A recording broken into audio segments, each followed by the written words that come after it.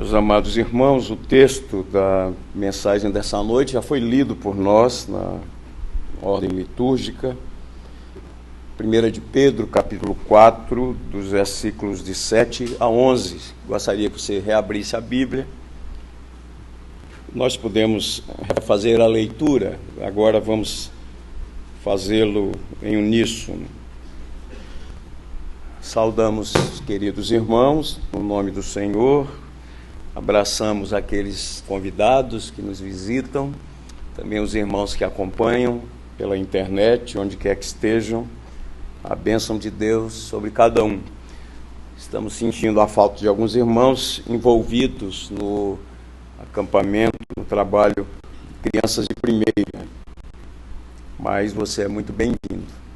Então vamos reler o texto, 1 de Pedro 4, de 7 a 11. Todos juntos. Ora, o fim de todas as coisas está próximo. Sede, portanto, criteriosos e sóbrios, a bem das vossas orações. Acima de tudo, porém, tende amor intenso uns para com os outros, porque o amor cobre multidão de pecados. Sede mutuamente hospitaleiros, sem murmuração. Servi uns aos outros, cada um conforme o dom que recebeu, como bons despenseiros da multiforme graça de Deus. Se alguém fala, fale de acordo com os oráculos de Deus. Se alguém serve, faça-o na força que Deus supre, para que em todas as coisas seja Deus glorificado por meio de Jesus Cristo, a quem pertence a glória e o domínio pelos séculos dos séculos. Amém. Amém. Aproveito para comunicar a ausência do pastor Kleiber, que ele está pregando hoje à noite lá na Igreja Pretendo da Madalena. Vamos permanecer com a Bíblia aberta, queridos, e acompanhar essa exposição. Estamos já terminando a carta esta e, se Deus quiser, mais 3 mensagens, terminaremos a exposição dessa epístola. Informações temos de que Pedro dificilmente teve contato com esses irmãos dessas províncias, 5 províncias da Ásia Menor. Certamente essas igrejas foram plantadas no ministério do apóstolo Paulo e de outros missionários que trabalharam com ele. A gente lê em Atos dos Apóstolos, capítulo 19, que quando ele se estabeleceu em Éfeso, Paulo estabeleceu em Éfeso, no período da 3ª viagem missionária, em um período de 2 anos, toda a Ásia Menor ouviu a palavra de Deus. Foi um trabalho intenso, um trabalho missionário intenso.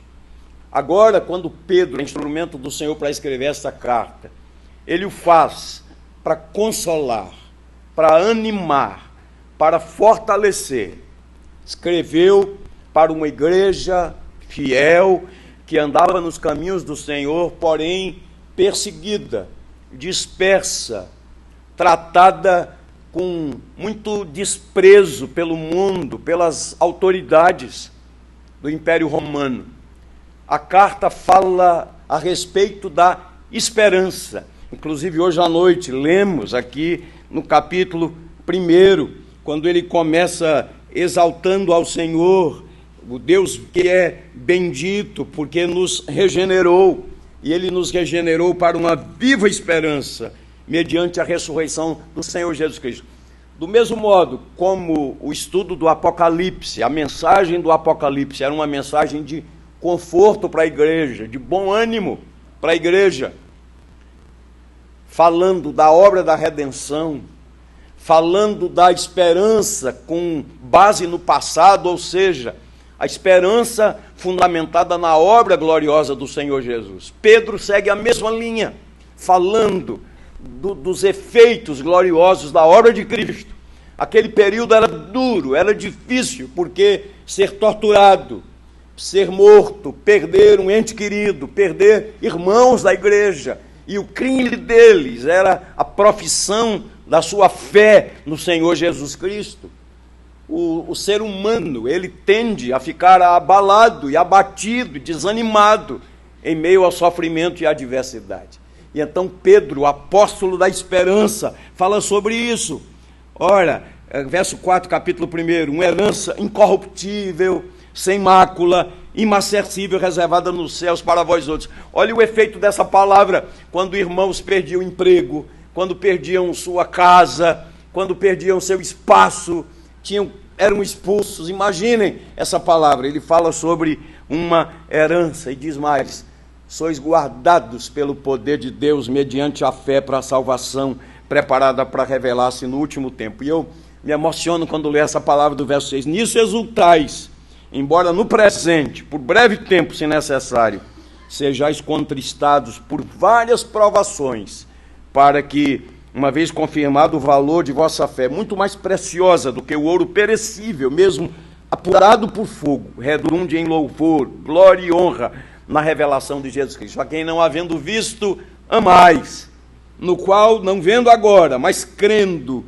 exultais com alegria indizível e cheia de glória, obtendo o fim da vossa fé, a salvação da vossa alma. Eu tenho dito algumas vezes que o propósito desta carta encontra-se lá no verso 12 do capítulo 5, quando Pedro diz, por meio de Silvano, que era Silas, aquele companheiro de Paulo, que para vós outros é fiel irmão, como também o considero, vos escrevo resumidamente, exortando e testificando de novo que esta é a genuína graça de Deus, nela estáis firmes. Meus irmãos, eu não tenho dúvida, como eu sei que você também não, nós estamos vivendo os últimos tempos. Essa expressão neotestamentária compreende o espaço de tempo entre a primeira vinda e a segunda vinda do Senhor Jesus. Os amilenistas, que creem no milênio, mas não num milênio literal de 1000 anos, entendem que nós já estamos vivendo esse período, já estamos vivendo o período da tribulação, o tempo se abrevia, os sinais da vinda do Senhor se mostram cada vez mais. Logo se manifestará o filho da iniquidade, o anticristo. É certo que ao longo da história da igreja, muitos anticristos têm surgido. Esse período agora é um período crucial. É um período de apostasia, é um período de negação da fé, é um período do surgimento de falsos cristos, de falsos profetas, de falsos mestres, e nós precisamos estar atentos, queridos irmãos. Nós precisamos de maturidade espiritual. Nós precisamos de aprofundamento no conhecimento das Escrituras Sagradas. Nós precisamos de vigilância. Nós precisamos de uma reforma e de um avivamento. Nós precisamos ser sacudidos. E eu queria chamar a sua preciosa atenção para o tema desses poucos versículos que lemos, desses 5 versículos que foram lidos. Pedro está lembrando à igreja que a volta de Cristo pode acontecer a qualquer momento. E, ao mesmo tempo, ele conclama os cristãos a viverem em obediência e expectativa. Essa é a linha que quero seguir hoje. Obediência e expectativa. Há um hino antigo, cuja letra diz, breve virá, breve virá. Nós não sabemos quando, talvez hoje, amanhã. Mas você já percebeu que nós somos uma geração que perdeu essa perspectiva? A gente não vive mais nessa perspectiva. Quando a gente lê o Novo Testamento, a igreja dizia, Maranata, vem Senhor Jesus. Eles criam na vinda iminente do Senhor. Inclusive, nos dias de Pedro, houve quem ridicularizasse. Pedro escreve na segunda carta, no 3º capítulo: não retarda o Senhor a sua vinda, como muitos a julgam demorada. Pelo contrário, ele é longânimo para convosco, não querendo que nenhum se perca, senão que todos cheguem ao arrependimento. É certo que ele virá. Do dia e hora ninguém sabe, mas ele virá. E eu creio, queridos, que nós precisamos de um despertamento espiritual para vivermos nessa expectativa da volta gloriosa do Senhor Jesus. É a coisa mais maravilhosa que pode e que vai acontecer para a igreja. É a volta gloriosa do Senhor Jesus Cristo. E hoje à noite eu quero falar sobre viver cada dia esperando a volta gloriosa do Senhor Jesus. E como devemos viver cada dia. O apóstolo Pedro nos ensina aqui algumas verdades. Primeiro ponto: a certeza da volta do Senhor requer 2 comportamentos em especial. A certeza da volta do Senhor essa certeza exige 2 comportamentos. E nós temos aqui 2 palavras que claramente se destacam no verso de número 7, quando ele diz: ora, o fim de todas as coisas está próximo. Essa palavra fim, no texto grego, tem a ideia, não do fim de um tempo, de um período, mas a ideia é de consumação de todas as coisas. Essa é a ideia. Consumação de todas as coisas. E como essas coisas de fato irão acontecer, o que o Evangelho do Senhor exige de nós? 2 palavras aqui: sede criteriosos e sóbrios. Essa é uma palavra muito comum no Novo Testamento. Ser criterioso, ser sóbrio. A ideia de ser criterioso é a ideia de ser sensato, de ser lúcido. Queridos, nesses dias de comunicação fácil, de rede social, alguém aí solta um boato e passa para todo mundo. Essa coisa se espalha rapidamente. Nós precisamos ser criteriosos, precisamos ser criteriosos com aquilo que a gente lê e não passar adiante aquilo que nos passaram sem o crivo das Escrituras Sagradas. Você precisa tomar muito cuidado com isso. Com as redes sociais, que elas podem ser um instrumento maravilhoso, mas podem ser um perigo em mãos não habilidosas, não criteriosas. Então, cuidado antes de passar adiante alguma coisa. Leia e confira se existe respaldo nas Escrituras Sagradas.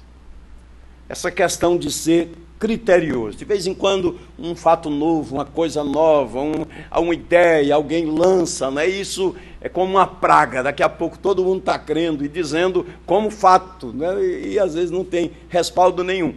Ser criterioso. Por exemplo, um exemplo bíblico, nos dias dos Tessalonicenses, quando Paulo escreveu as 2 cartas falando exatamente sobre escatologia, alguns irmãos em Tessalônica, crendo na volta iminente do Senhor Jesus, sabe o que eles fizeram? Deixaram de trabalhar. Sério, de que adianta trabalhar? Jesus vai voltar logo. E o que aconteceu? Sem atividade profissional, sem trabalho, tornaram-se ociosos. E aí, alguns deles tornaram-se um peso para os outros. Não estavam trabalhando, não ganhavam o seu sustento, e tornaram-se um peso para os outros. O apóstolo Paulo precisou exortá-los para dizer: quem não trabalha também não coma. E o que aconteceu?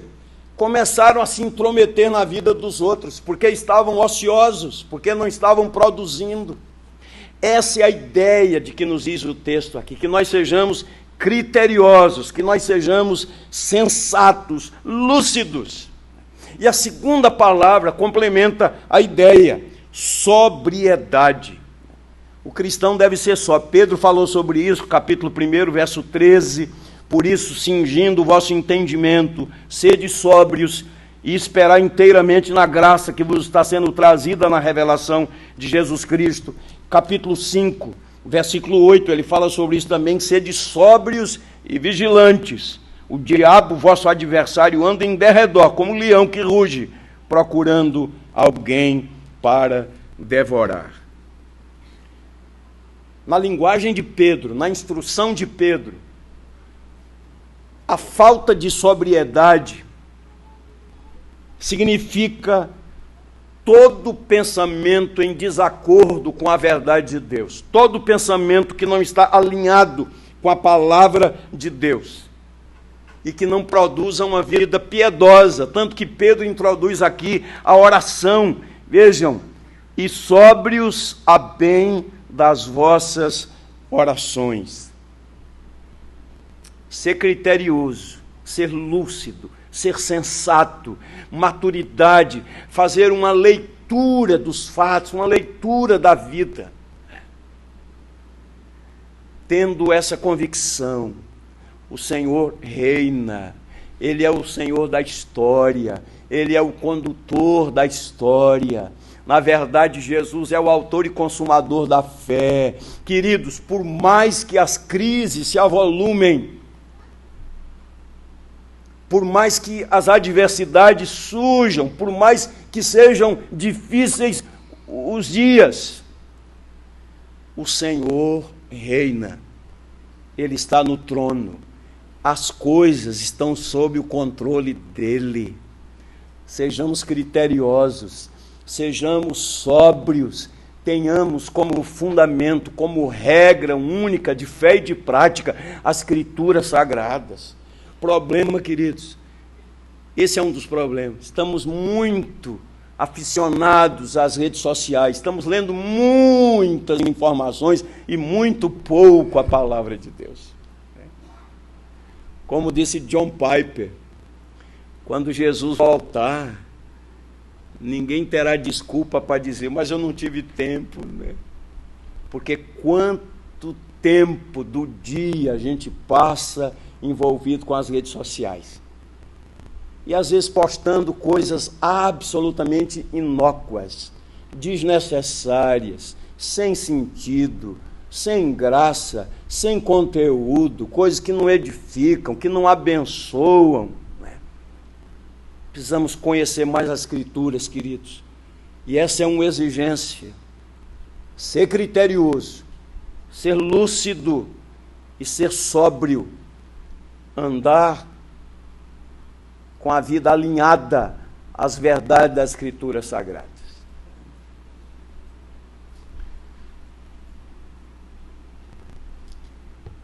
Segunda verdade que o texto destaca, porque estamos falando sobre a expectativa da volta do Senhor, como devemos viver, uma vez que essa vinda é certa. E aqui ele fala sobre amor mútuo. Ele está falando a uma comunidade de fé, a igreja. Você sabe muito bem, porque você é igual a mim, eu sou igual a você.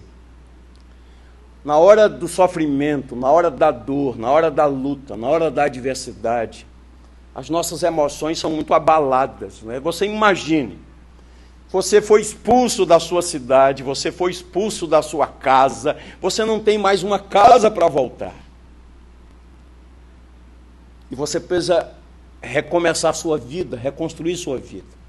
Uma coisa é uma mudança de cidade planejada. Uma coisa é uma mudança de cidade por conta de uma mudança no emprego.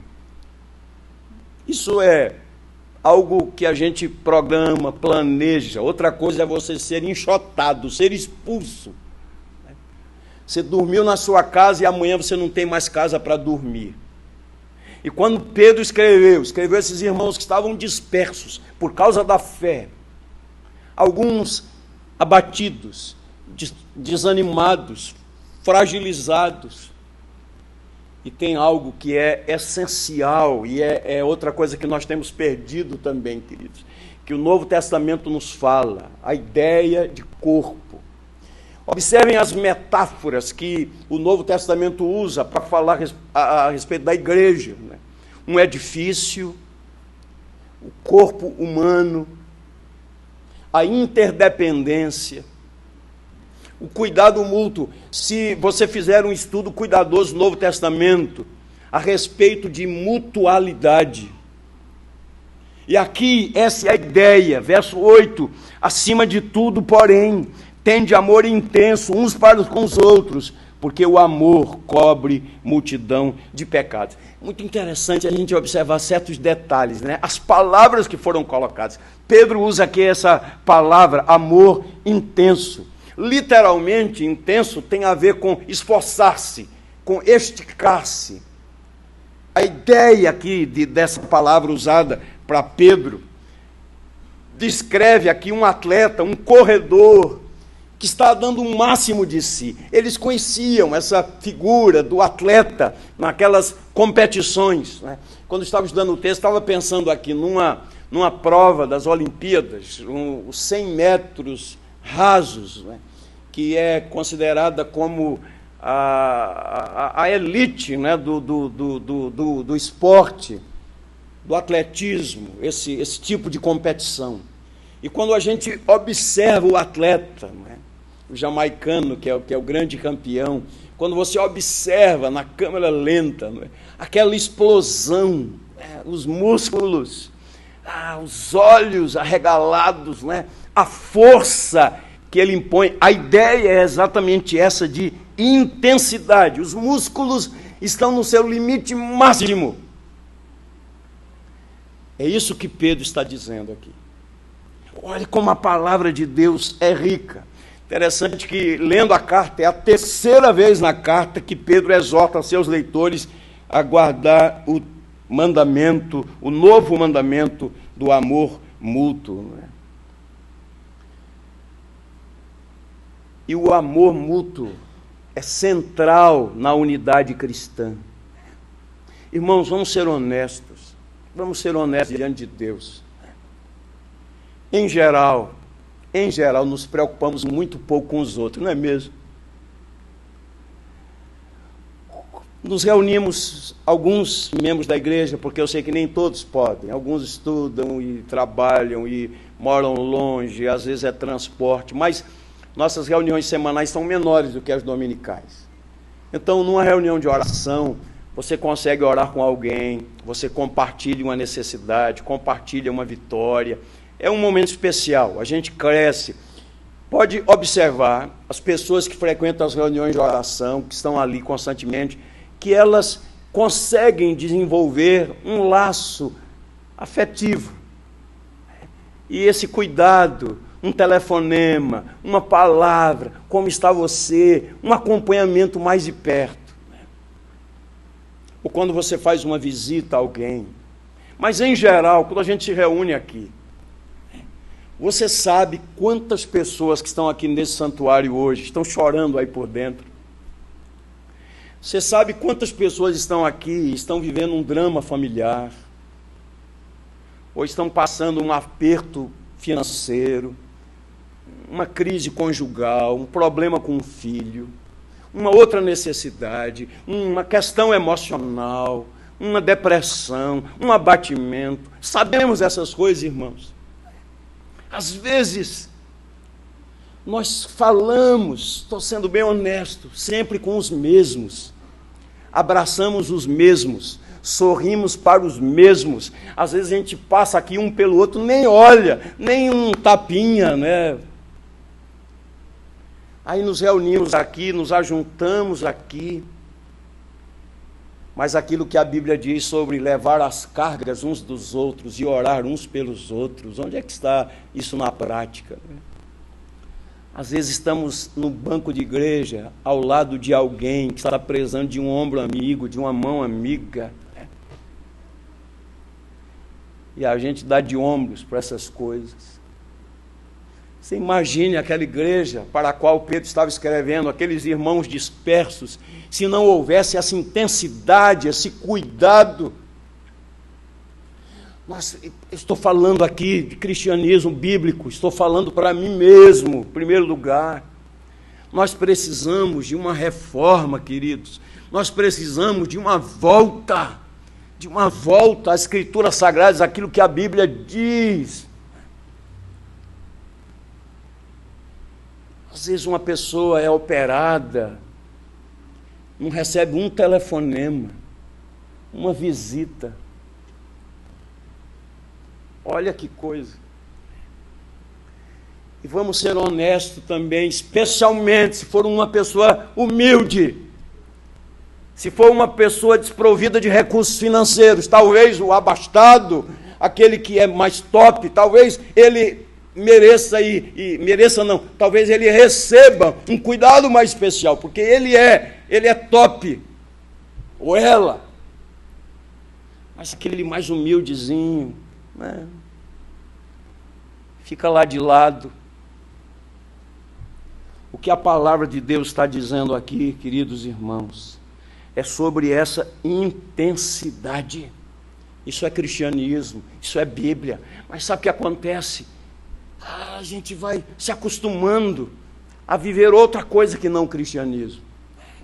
A gente canta, às vezes canta bonito, às vezes nem tanto. A gente ouve pregação. Quantos sermões já ouvimos aqui esse ano? Quantos sermões? Quantas aulas de escola dominical? Quantos estudos bíblicos? Quantas reuniões de departamento? Quantos grupos pequenos? Quantas coisas, né? A questão é o quanto nós assimilamos, o quanto nossa vida foi transformada, o quanto esses princípios da palavra foram intensificados na nossa vida.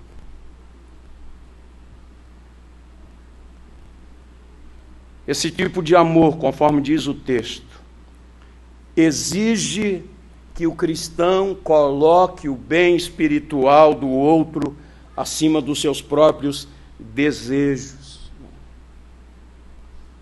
É isso que a palavra de Deus diz, o cuidado. Quanto tempo faz que a gente não faz uma visita a um irmão? Sabe aquele irmãozinho simples, que mora talvez num lugarzinho simples, num bairro popular, numa periferia?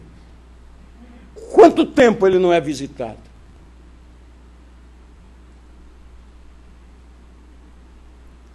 Amor intenso uns pelos outros, queridos. Ah, mas eu sou reformado, eu tenho a doutrina. Opa, graças a Deus por isso, boa doutrina. A igreja de Éfeso tinha tudo isso e muito mais. E o Senhor disse: tenho, porém, contra ti, que abandonaste o teu primeiro amor. Que imaginando uma reunião de presbitério, a igreja de Éfeso mandando o relatório, devia ser um belo relatório, né? Era muito bem avaliada no presbitério, no concílio, mas quando o Senhor fez a avaliação dela, estava na final e nem sabia, né? Nem tinha percebido. Vamos lá. Terceiro lugar.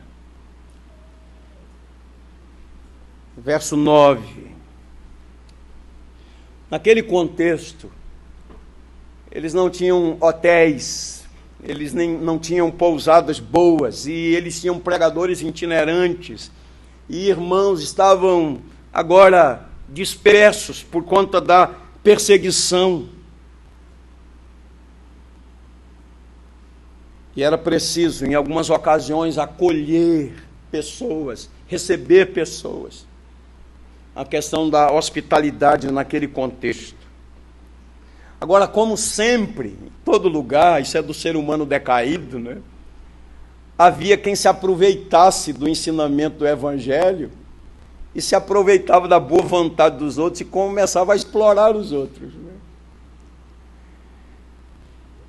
O Didaquê, uma obra que se originou perto da época do Novo Testamento, fazia umas recomendações sobre essa questão do abuso. Eu até anotei aqui um texto que diz assim: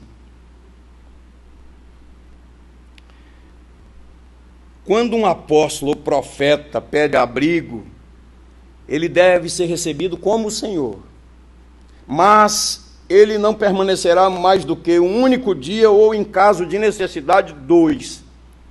Se ficar 3 dias é um falso profeta. Isso era uma regulamentação, porque alguns estavam se aproveitando disso, né? E essa ideia aqui era de regulamentar, mas isso não impedia da generosidade. E mais uma vez eu quero trazer aqui o ensino da palavra de Deus, né? A Bíblia ensina a respeito do repartir, do compartilhar, do atender. Uma vez eu ouvi uma coisa que muito me emocionou, muito me tocou. Alguém ligou para um pastor de Fortaleza, falando de um filho, um adolescente, que estava envolvido com drogas. E ligou para esse pastor para que ele conseguisse um espaço, um local, né, uma espécie de desafio jovem, né, porque ele era uma pessoa influente lá. E a coisa que aconteceu, que aquele pastor disse: mande seu filho aqui para minha casa, né, eu vou cuidar dele. Né. Meus irmãos, como eu preciso da graça de Deus para crescer nessa área, e como nós precisamos da graça de Deus para crescer nessa área também. Isso é cristianismo. Esse é o ensino da palavra de Deus. Quarto e último lugar. Pedro fala a respeito dos dons. Ele diz uma coisa muito interessante. Você sabe que o ser humano, ele é vaidoso. Nós somos vaidosos. Essa questão da necessidade do reconhecimento, né? Mas eu fiz esse trabalho na igreja, ninguém reconheceu, ninguém disse nada, ninguém elogiou, ninguém valorizou. Queridos, a Bíblia diz, se você ler cuidadosamente Romanos 12, 1 aos Coríntios 12, 1 de Pedro 4, falando sobre os dons espirituais, a Bíblia fala que os dons espirituais são capacitações especiais dadas pelo Espírito Santo. É algo da soberania de Deus. O Espírito Santo distribui os dons de acordo com a vontade de Deus. Ele habilita, ele qualifica. E esses dons devem ser usados como ferramentas, devem ser instrumentos do serviço, servir o outro e fazê-lo para agradar a Deus em primeiro lugar. Eu me lembro, criado no Evangelho e na igreja, ouvi muito esse tipo de oração. Os da minha idade vão se lembrar disso.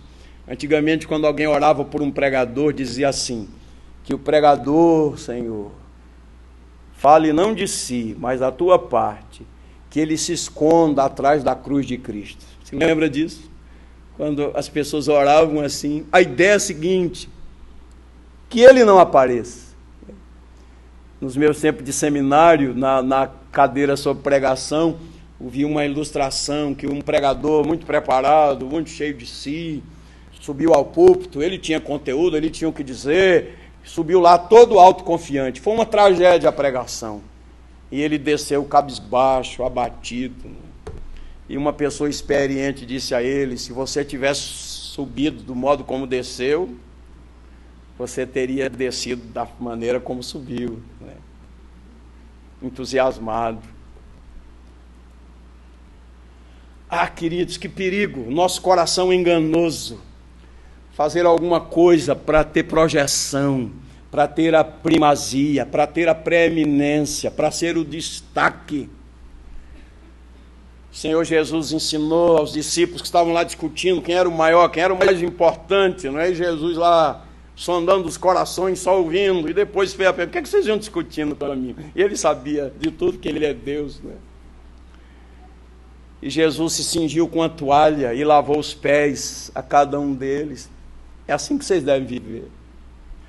Em outra ocasião chamou uma criança para o meio deles. É assim que vocês devem ser.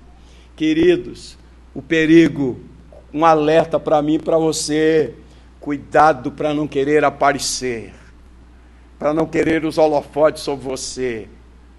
Cada um de nós, esse é um alerta. Nós devemos chamar a atenção não para nós mesmos.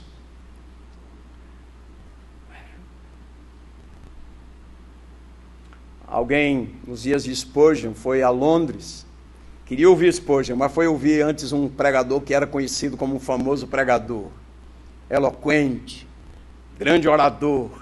E ele foi lá e de fato saiu de lá maravilhado. Maravilhado, que pregador! Ficou impressionado como esse homem prega bem, como ele fala bem, como as palavras fluem. Que pregador! À noite ele foi ouvir Spurgeon. E quando Spurgeon fez a exposição da palavra de Deus, aquele homem saiu daquele culto dizendo: que Deus, que grande Deus, que grande Deus. Olha aí para o texto, esse texto é lindo.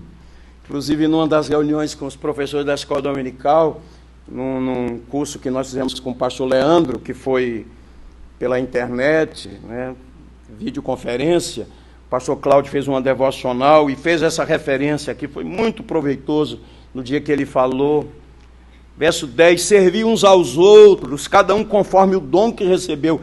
Querido, o dom que você recebeu, o dom que eu recebi é para servir, não é para ser servido, é para servir. Não é o que eu vou ganhar, mas é para servir. Como bons despenseiros da multiforme graça de Deus, se alguém fala, fale de acordo com os oráculos de Deus. Se alguém serve, façam na força que Deus supre, para que em todas as coisas Deus seja glorificado. Esses dons espirituais, Pedro está dizendo aqui, resumidamente, eles são divididos em duas categorias. Os dons da palavra, falar, e os dons do serviço. E ele nos dá a instrução: se alguém fala, fale de acordo com os oráculos de Deus, ou seja, de acordo com a palavra de Deus, com a revelação de Deus. Isso é para o pregador, o professor da escola dominical, dos adultos, dos jovens e adolescentes, o professor do departamento infantil, aquele que ministra um curso bíblico, aquele que fala em uma reunião de departamento da SAF, aquele que fala aos jovens, aquele que instrui. Se alguém fala, fale de acordo com os oráculos de Deus. Ou seja, nenhuma declaração, nenhum ensino deverá estar em discordância com a verdade revelada na palavra de Deus, de acordo com a palavra de Deus. Uma marca de Billy Graham, aquele grande evangelista que foi instrumento de Deus, ele usava constantemente a expressão: a Bíblia diz. Assim a sua pregação, várias vezes, a Bíblia diz. A Bíblia diz.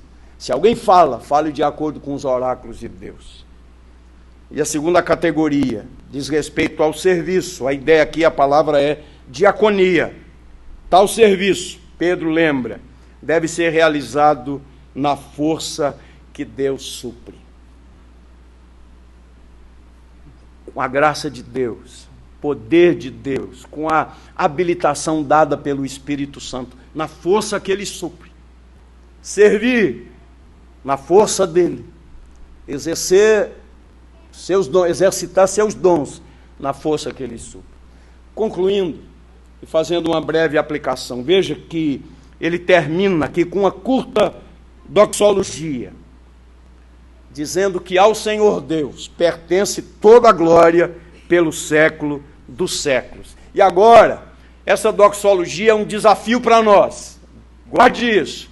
É um desafio para mim e para você.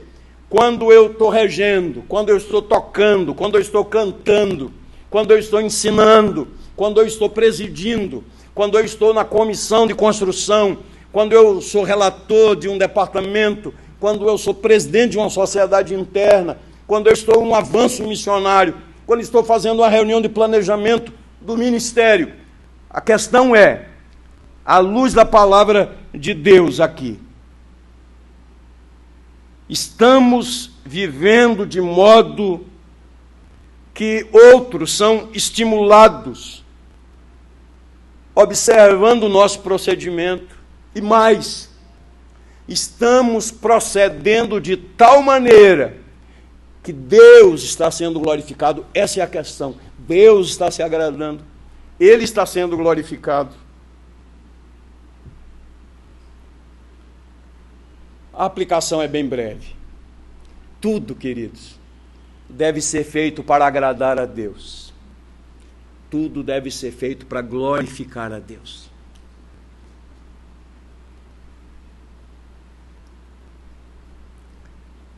Essa deve ser nossa motivação.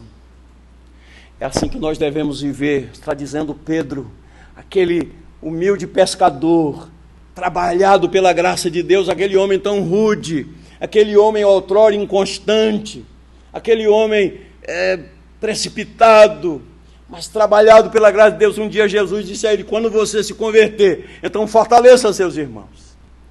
E ele, quando escreveu pelo Espírito Santo, instrumento de Deus, aquele homem outrora tosco, agora era um instrumento precioso nas mãos de Deus. Que Deus nos dê essa graça, que o Espírito Santo nos ilumine, que a palavra de Deus entre no nosso coração, e não seja mais uma pregação, mas que Deus nos dê a graça, porque o texto é bem claro: o fim de todas as coisas está próximo. Sede criteriosos, sóbrios, a bem das vossas orações. Acima de tudo, tende amor intenso uns para com os outros, porque o amor cobre multidão de pecados. Sede mutuamente hospitaleiros sem murmuração. Servir uns aos outros, cada um conforme o dom que recebeu, como bons despenseiros da multiforme graça de Deus. O dom não é para que eu fique envaidecido, para que eu me considere melhor do que o outro, mas é um instrumento de Deus, para que eu sirva. E antes e acima de tudo, que eu agrade a Ele, que eu glorifique a Ele. Em todas as coisas, seja Deus glorificado, por meio de Jesus Cristo, a quem pertence a glória e o domínio pelos séculos dos séculos. Amém. Amém.